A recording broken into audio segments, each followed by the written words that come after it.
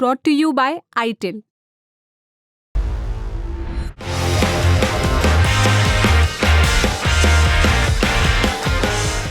दिल्ली विधानसभा के स्पीकर और बीजेपी नेता विजेंद्र गुप्ता ने सरकारी अधिकारियों के खिलाफ कॉल और मैसेज को अनदेखा करने का आरोप लगाया है।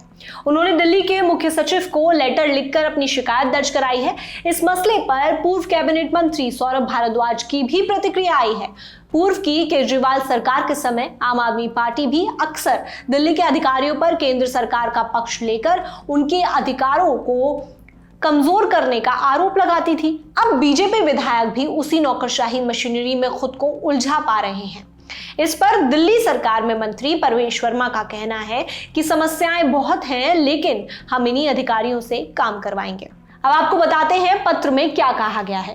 रोहिणी विधानसभा सीट से बीजेपी विधायक विजेंद्र गुप्ता को पार्टी ने विधानसभा में स्पीकर नियुक्त किया है। नई सरकार का गठन हुए अभी महीने भर का समय ही बीता था कि उन्होंने मुख्य सचिव धर्मेंद्र को शिकायत भरा पत्र लिख दिया। एएनआई के मुताबिक विजेंद्र गुप्ता ने 19 मार्च को अपने पत्र में लिखा, मेरे संज्ञान में कुछ ऐसे मामले लाए गए हैं जहां माननीय सदस्यों के फोन कॉल या मैसेजों को संबंधित अधिकारियों ने स्वीकार नहीं किया है। यह एक गंभीर मामला है और मुझे लगता है कि इस संबंध में सरकारी निर्देशों का जल्द से जल्द पालन करने की जरूरत है। अब आपको बताते हैं कि नियम क्या कहता है।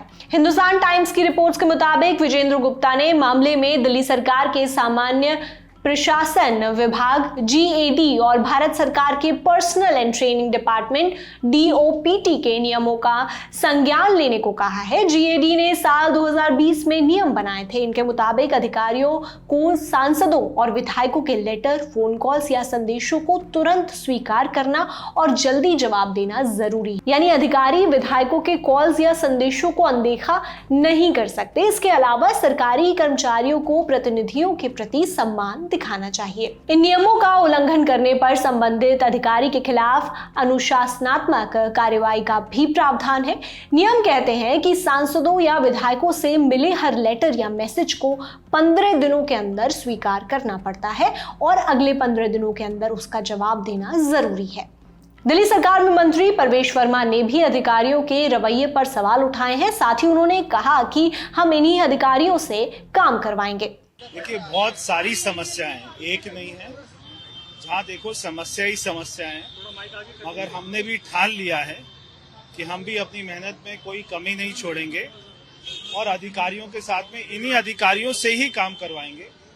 जो अधिकारी काम नहीं कर रहे पिछले 10 साल से, पूरा दिल्ली का सिस्टम एकदम ठप हो चुका था और ऐसा हो गया था कि वो कभी भी कोलैप्स हो सकता था।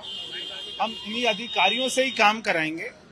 हम भी, आप देख रहे हैं कि 20-20 घंटे सारे मंत्री सारे सड़क के ऊपर है, पूरी सरकार सड़क के ऊपर है। अधिकारियों को एकदम सख्त से सख्त हमने निर्देश दिए हैं।